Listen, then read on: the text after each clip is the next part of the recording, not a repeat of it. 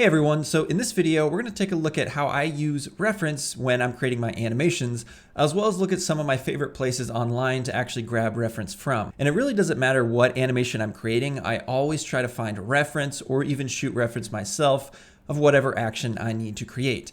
Now, oftentimes that can be a little bit difficult, especially if you're working on more creature type of animation to find very specific reference, but I do find that there's always some type of reference that I can use that will influence and help me figure out the animation that I need to create. So we're just gonna take a look at a few different examples. One of the examples is actually reference I shot entirely by myself. And then another example where I edited and mashed together a lot of different references online to help me figure out sort of the animation that I needed to create. So let's go ahead and take a look at the first example here. And this is an animation I created for the game Dauntless.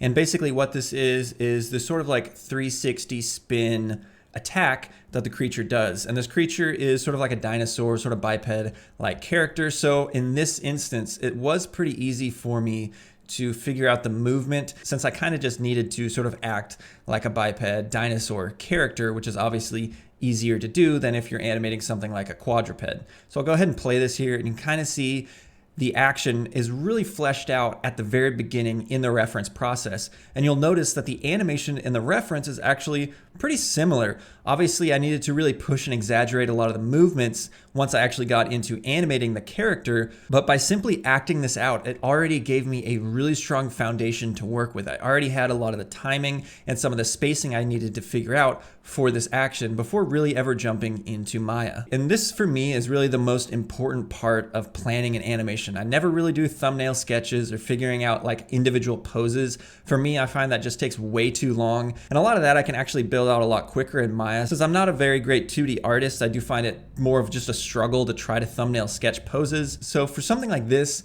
is really my entire planning process, is just getting in front of a camera, acting it out, trying a few different ideas until I find something that works, and then I'll actually start building my animation based off the reference that I acted out. Now in this particular case, it worked out really well because I was able to act out the entire thing, and as much as I possibly can, I try to act out my own reference just because I find it's really helpful to figure out the movement myself, see what my body is doing, and really just understand everything that's happening versus just looking at a piece of reference. Now, obviously, that can't always be the case, especially if you're working on a different type of creature or you're creating a very body mechanics heavy animation that you just simply can't act out. And that was actually an issue I ran into when creating this breakdance emote for the Dauntless player. And in this instance, obviously, I can't really breakdance, so it was going to be really difficult for me to act this out. Also, it needed to be a very specific animation. It had to spin in a certain way.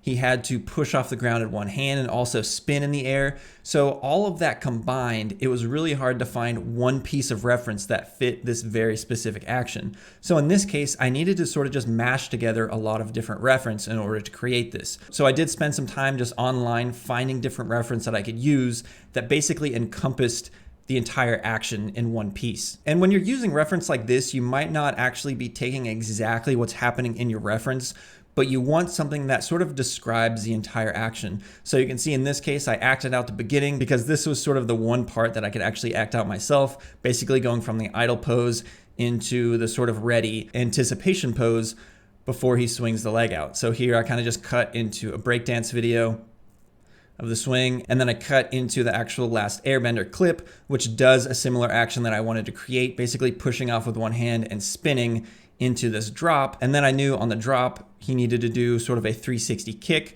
which obviously this reference didn't have. So I just edited a different clip in here with a person doing like a 360 kick. Now I don't have the reference here, but I actually did act out just separately, going from this kick pose into a stand pose. And that was something I could act out myself.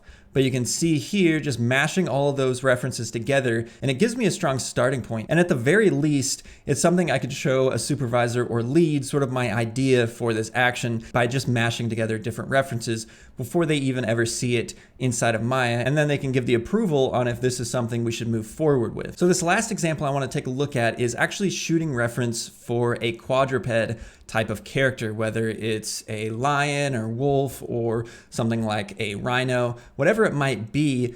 Your first instinct obviously would probably be to search online for actual real world reference of like a rhino acting something out similar to what you need to create. But oftentimes when you're working on something like a video game, the animation needs to be very specific. For example, if you're creating an attack, the tell needs to be really clear, and you might have the action in mind for the actual tell or the anticipation, but it's not something you can actually find a real world animal acting out that very specific action. So that's when I actually find it helpful to shoot my own reference. Now, obviously it's gonna look really ridiculous, but that's something you'll just need to get over when you're shooting your own reference. And oftentimes you'll probably never even need to show your reference. But in this case, I am showing this reference, which I haven't really shown to very many people, but you'll see my thought process when creating this animation. And now, unfortunately, I'll only be able to show the reference for part of the animation. I won't actually get to show the animation itself, but you can kind of see my thought process when I'm thinking about something like an anticipation for some type of attack.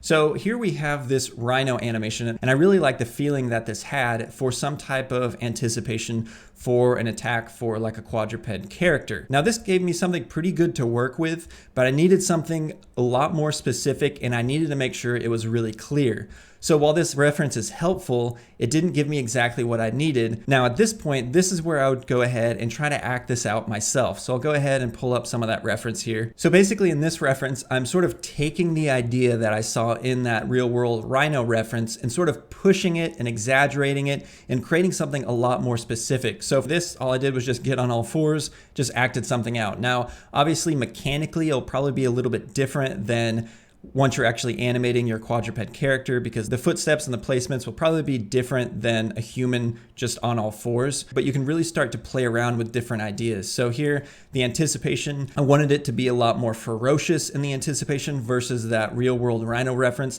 I sort of took the same idea of it doing sort of like the sidestep sort of shake, but I really just exaggerated it, almost had the character sort of scratching at the ground as well. Now, obviously this looks really ridiculous, but as an animator, this gives you a really strong starting point. You can already start to flesh out the timing and even the spacing for your animation and really figure out some of the action and the feeling that you want to create. So in this instance, I'm trying to really get in the head of the character. You can see I'm even like grunting. I don't have audio on this, but for this, I was actually grunting and trying to make the noises that the character would make as it's sort of going into this anticipation, scratching very angrily at the ground and shaking their head. And this really gave me exactly what I needed. And then I was able to just jump straight into Maya and start animating. So the last thing I want to talk about here is just some of my favorite places to actually find reference. So if I'm doing some type of creature animation, obviously YouTube is a great resource to find a lot of different animal type reference. Also find Getty Images to be an awesome resource for more creature specific animation reference that you need. So you can type really anything in here like lion, and it will show a lot of really helpful things. And a lot of these are videos that you won't actually find on YouTube. So if you're struggling to find something that you need reference-wise on YouTube, I would recommend going to Getty Images, searching for something similar, and see if you can find any reference on here that will help. So you can see there's some really nice references of lions in here, doing a lot of different things that will really help when you're animating a quadruped type of character.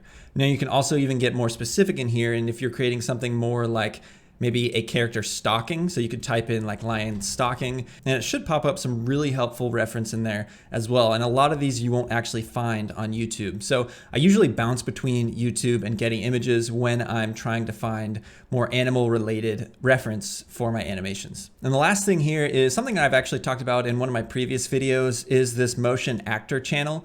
This is extremely helpful for any type of biped reference that you need. There's so many different references in here that are added every day, and they're shot really well. They're built really for animation reference.